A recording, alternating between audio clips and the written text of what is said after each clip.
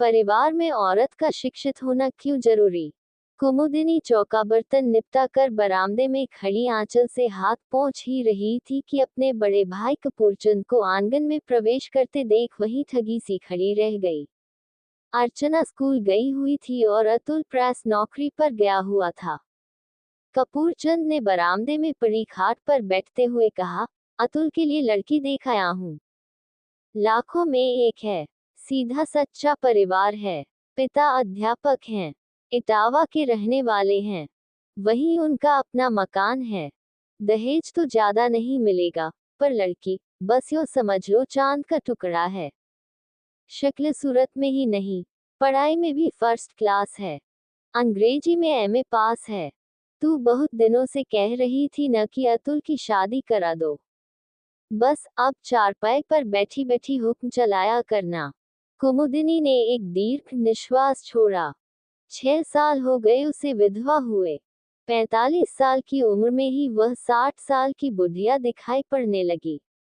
कौन जानता था कि कमलकांत अकस्मात यूं चल बसेंगे। वे एक प्रेस में प्रूफ रीडर, 1000 रुपए पगार मिलती थी। मकान अपना होने के कारण घर का खर्च किसी तरह चल जाता था। अतुल पढ़ाई में शुरू से ही होशियार न था। 12वीं क्लास में 2 बार फेल हो चुका था। पिता की मृत्यु के समय वह 18 वर्ष का था। प्रेस के प्रबंधकों ने दया करके अतुल को 8000 रुपए वेतन पर क्लर्क की नौकरी दे दी। पिछले 3 सालों से कुमुदिनी चाह रही थी कि कहीं अतुल का रिश्ता तय हो जाए। घर का कामकाज उससे ढंग से संभलता नहीं था। कहीं बातचीत चलती भी तो रिश्तेदार अड़ंगा डाल देते या पास पड़ोसी रही से ही कसर पूरी कर देते। कमलकांत की मृत्यु के बाद रिश्तेदारों का आना जाना बहुत कम हो गया था। कुमुदिनी के बड़े भाई कपूरचंद साल में एक आध बार आकर उसका कुशलक्षेम पूछ जाते। पिछली बार जब वे आए तो कुमुदिनी ने रोना से गले से कहा था, अतुल की शादी में इतनी देर हो रही है तो अर्चना को तो शायद कुंवारी ही बिठाए रखना पड़ेगा। कपूरचंद ने तभी से गांठ बांध ली थी। जहां भी जाते ध्यान रखते। इटावा में मास्टर रामप्रकाश ने जब दहेज के अभाव में अपनी कन्या के लिए वर न मिल पाने की बात कही तो कपूरचंद ने अतुल की बात छेड़ दी। छेड़ क्या दी, अपनी ओर से वे लगभग तय ही कर आए थे। कुमुदिनी बोली, भाई दहेज की तो कोई बात नहीं। अतुल के पिता तो दहेज के सदा खिलाफ थे, पर अपना अतुल तो कुल मैट्रिक पास है। कपूरचंद ने इस तरफ ध्यान ही नहीं दिया था, पर अब अपनी बात रखते हुए बोले, पढ़ाई का क्या है? नौकरी आजकल किसे मिलती है? अच्छे अच्छे डबल एमए जूते चटकाते फिरते हैं, फिर शक्ल सूरत में हमारा अतुल कौन सा बेपड़ा लगता है। रविवार को कुमुदिनी कपूरचंद के साथ अतुल और अर्चना को लेकर लड़की देखने इटावा पहुंची। लड़की वास्तव में हीरा थी। कुमुदिनी की तो उस पर नजर ही नहीं ठहरती थी। बड़ी बड़ी आंखें, लंबे बाल, गोरा रंग, छरहरा शरीर, सरल स्वभाव और मृदुभाषी। जलपान और इधर उधर की बातों के बाद लड़की वाले अतुल के परिवार वालों को आपस में सलाह मशवरे का मौका देने के लिए एक एक करके खिसक गए। अतुल घर से सोचकर चला था कि लड़की में कोई न कोई कमी निकाल कर मना कर दूंगा। एमए पास लड़की से विवाह करने में वह हिचकिचा रहा था, पर निवेदिता को देखकर तो उसे स्वयं से ईर्ष्या होने लगी। अर्चना का मन कर रहा था कि चट मंगनी पट ब्याह करा के भाभी को अभी अपने साथ आगरा लेती चले। कुमुदिनी को भी कहीं कोई कसर दिखाई नहीं दी, पर वह सोच रही थी कि यह लड़की घर के कामकाज में उसका हाथ क्या बंटा पाएगी। कपूरचंद ने जब प्रश्नवाचक दृष्टि से कुमुदिनी की ओर देखा तो वह सहज होती हुई बोली, भाई इन लोगों से भी तो पूछ लो कि उन्हें लड़का भी पसंद है या नहीं। अतुल की पढ़ाई के बारे में भी बता दो, बाद में कोई यह न कहे कि हमें धोखे में रखा। कपूरचंद उठकर भीतर गए। वहां लड़के के संबंध में ही बात हो रही थी। लड़का सबको पसंद था। निवेदिता की भी मौन स्वीकृति थी। कपूरचंद ने जब अतुल की पढ़ाई का उल्लेख किया तो रामप्रकाश के मुख से एकदम निकला, ऐसा लगता तो नहीं है। फिर अपना निर्णय देते हुए बोले, मेरे कितने ही एमए पास विद्यार्थी कई कई साल से बेकार हैं। चपरासी तक की नौकरी के लिए अप्लाई कर चुके हैं, पर अधिक पढ़े लिखे होने के कारण वहां से भी कोई इंटरव्यू के लिए नहीं बुलाता। निवेदिता की मां को भी कोई आपत्ति नहीं थी।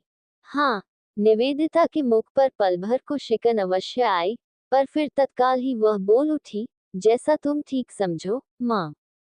शायद उसे अपने परिवार की सीमाएं ज्ञात थीं और वह हल होती हुई समस्या को फिर से मुश्किल पहेली नहीं बनाना चाहती थी। कपूरचंद के साथ रामप्रकाश भी बाहर आ गए। समधिन से बोले, आपने क्या फैसला किया? कुमुदिनी बोली, लड़की तो आपकी हीरा है, पर उसके योग्य राजमुकुट तो हमारे पास है नहीं। रामप्रकाश गदगद होते हुए बोले, गुदड़ी में ही लाल सुरक्षित रहता है। कुमुदिनी ने बाजार से मिठाई और नारियल मंगा कर निवेदिता की गोद भर दी। अपनी उंगली में से एक नई अंगूठी निकालकर निवेदिता की उंगली में पहना दी। रिश्ता पक्का हो गया। 3 महीने के बाद उनका विवाह हो गया। मास्टर जी ने बारातियों की खातिरदारी बहुत अच्छी की थी। निवेदिता को भी उन्होंने गृहस्थी की सभी आवश्यक वस्तुएं दी थीं। शादी के बाद निवेदिता 1 सप्ताह ससुराल में रही। बड़े आनंद में समय बीता। सब ने उसे हाथों हाथ लिया। जो देखता प्रभावित हो जाता। अपनी इतनी प्रशंसा निवेदिता ने पूरे जीवन में नहीं सुनी थी, पर एक ही बात उसे अखरी थी, अतुल का उसके सम्मुख निरीह बने रहना, हर बात में संकोच करना और सकुचाना। अधिकार पूर्वक वह कुछ कहता ही नहीं था। समर्पण की बेला में उसने ही जैसे स्वयं को लुटा दिया था। अतुल तो हर बात में आज्ञा की प्रतीक्षा करता रहता था। पत्नी से कम पड़ा होने से अतुल में इन दिनों एक हीन भावना घर कर गई थी। हर बात में उसे लगता कि कहीं यह उसका गंवारपन न समझा जाए।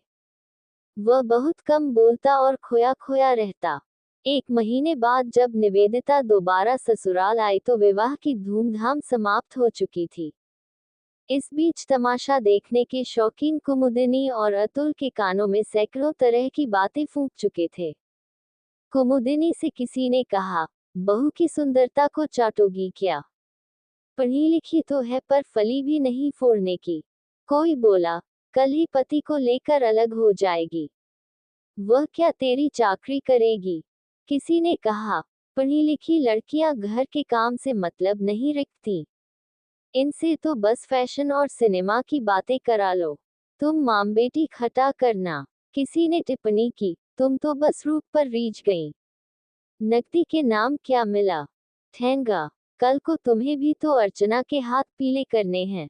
किसी ने कहा, अतुल को समझा देना, तनख्वाह तुम्हारे ही हाथ पर लाकर रखे। किसी ने सलाह दी, बहू को शुरू से ही रोब में रखना। हमारी तुम्हारी जैसी बहुएं अब नहीं आती हैं, खेलिखाए होती हैं। गरज ये कि जितने मुंह उतनी ही बातें। पड़ोसिनों और सहेलियों ने न जाने कहां कहां के झूठे सच्चे किस्से सुनाकर कुमुदिनी को जैसे महाभारत के लिए तैयार कर दिया।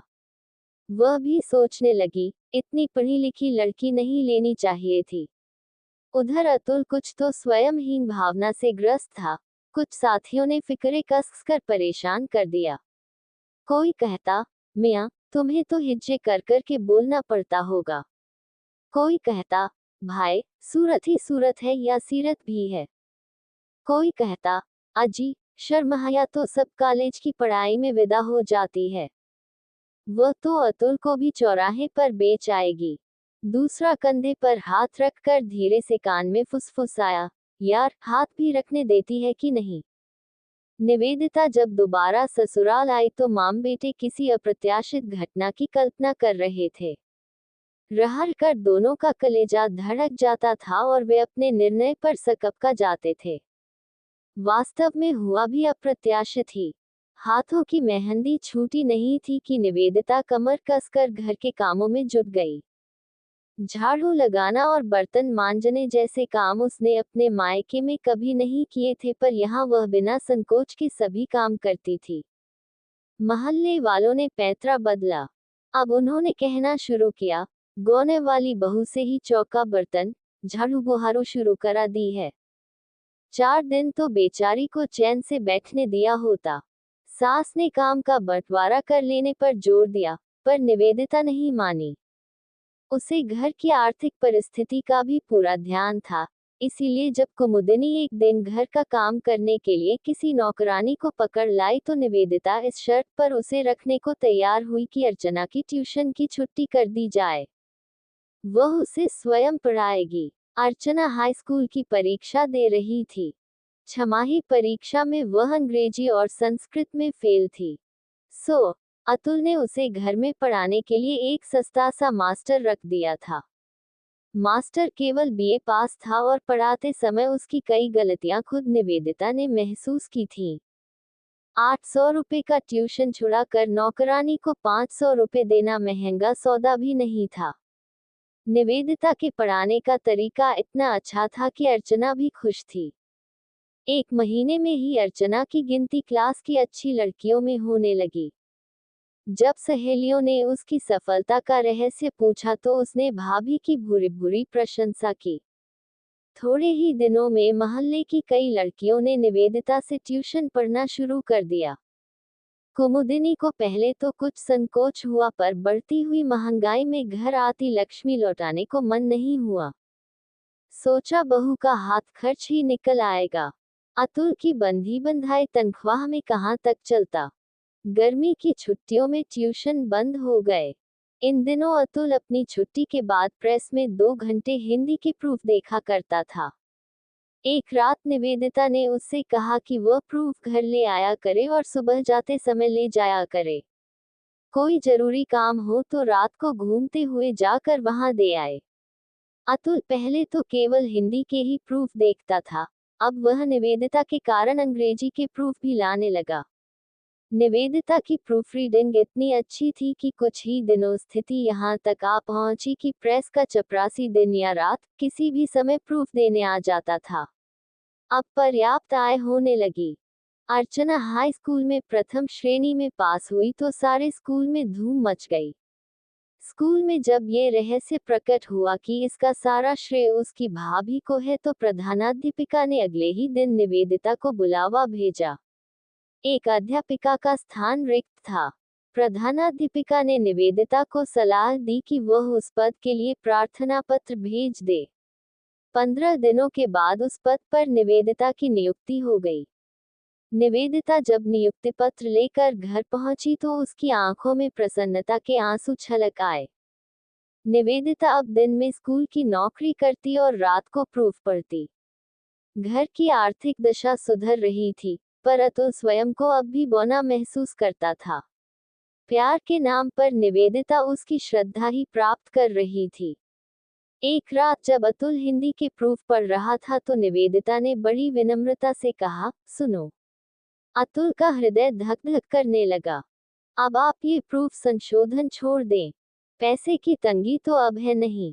अतुल ने सोचा, गए काम से। उसके हृदय में उथल पुथल मच गई। संयत होकर बोला, पर अब तो आदत बन गई है। बिना पढ़े रात को नींद नहीं आती। निवेदिता ने मुस्कुराते हुए कहा, वही तो कह रही हूँ। अर्चना की इंटर की पढ़ाई के लिए सारी किताबें खरीदी जा चुकी हैं। आप प्राइवेट परीक्षार्थी के रूप में इंटर का फॉर्म भर दें। अतुल का चेहरा अनायास लाल हो गया। उसने असमर्थता जताते हुए कहा, इतने साल पढ़ाई छोड़े हो गए हैं, अब पढ़ने में कहाँ मन लगेगा। निवेदिता ने उसके निकट खिसक कर कहा, पढ़ते तो आप अब भी हैं। 2 घंटे प्रूफ की जगह पाठ्यक्रम की पुस्तकें पढ़ लेने से बेड़ा पार हो जाएगा। कठिन कुछ नहीं है। अतुल 4 दिनों तक परेशान रहा। फिर उसने फॉर्म भर ही दिया। पहले तो पढ़ने में मन नहीं लगा, पर निवेदिता प्रत्येक विषय को इतना सरल बना देती कि अतुल का खोया आत्मविश्वास लौटने लगा था। साथ ही ताना देते। कोई कोई उससे कहता कि वह तो पूरी तरह जोरू का गुलाम हो गया है। यही दिन तो मौज मस्ती के हैं, पर अतुल सुनी अनसुनी कर देता। इंटर द्वितीय श्रेणी में पास कर लेने के बाद तो उसने स्वयं ही कॉलेज की संध्या कक्षाओं में बीए में प्रवेश ले लिया। बीए में उसकी प्रथम श्रेणी केवल 5 नंबरों से रह गई। कुमुदिनी की समझ में नहीं आता था कि बहू ने सारे घर पर जाने क्या जादू कर दिया है। अतुल के पिता हार गए पर यह पढ़ने में सदा फिसड्डी रहा। अब इसकी अक्ल वाली दाढ़ निकली है। बीए के बाद अतुल ने एमए हिंदी में प्रवेश लिया। इस प्रकार अब तक पढ़ाई में निवेदिता से जो सहायता मिल जाती थी, उससे वह वंचित हो गया। पर अब तक उसमें पर्याप्त आत्मविश्वास जाग चुका था। वह पढ़ने की तकनीक जान गया था। निवेदिता भी यही चाहती थी कि वह हिंदी में एमए करे, अन्यथा उसकी हीनता की भावना दूर नहीं होगी। अपने बूते पर एमए करने पर उसका स्वयं में विश्वास बढ़ेगा। वह स्वयं को कम महसूस नहीं करेगा। वही हुआ। समाचार पत्र में अपना एमए का परिणाम देखकर अतुल भागा भागा घर आया तो माँ आराम कर रही थी। अर्चना किसी सहेली के घर गई हुई थी। छुट्टी का दिन था। निवेदिता घर की सफाई कर रही थी। अतुल ने समाचार पत्र उसकी ओर फेंकते हुए कहा, प्रथम श्रेणी, द्वितीय स्थान। और इससे पहले कि निवेदिता समाचार पत्र उठाकर परीक्षाफल देखती, अतुल ने आगे बढ़कर उसे दोनों हाथों में उठा लिया और खुशी से कमरे में नाचने लगा। उसकी हीनता की गरथी चरमरा कर टूट चुकी थी। आज वह स्वयं को किसी से कम महसूस नहीं कर रहा था। विश्वविद्यालय में उसने दूसरा स्थान प्राप्त किया है। ये गर्व उसके चेहरे पर स्पष्ट झलक रहा था। निवेदिता का चेहरा पहले प्रसन्नता से खिला, फिर लज्जा से लाल हो गया। आज पहली बार, बिना मांगे, उसे पति का संपूर्ण प्यार प्राप्त हुआ था। इस अधिकार की वह कितने दिनों से कामना कर रही थी, विवाह के दिन से ही। अपनी इस उपलब्धि पर उसकी आंखों में खुशी का सागर उमड़ पड़ा।